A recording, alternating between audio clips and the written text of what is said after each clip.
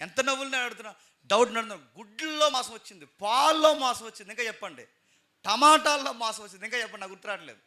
రైస్లో మాసం వచ్చింది, అడుగుతున్నాను. అగ్రికల్చర్ పూర్తిగా కొలాప్స్ అయిందా లేదా?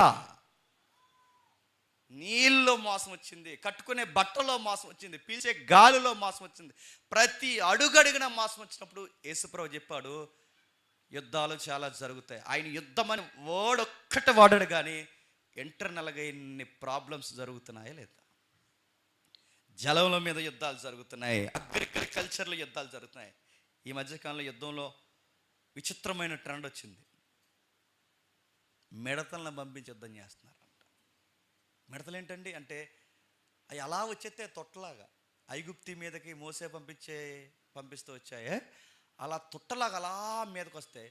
వచ్చి ఎక్కడ వాలేస్తాయి అంటే మన పంట పొలాల మీద వాలేస్తాయి. అంటే ఆడు మన కొట్టడు, తిట్టడు, బాంబేయుడు, ఏమి చేయడు.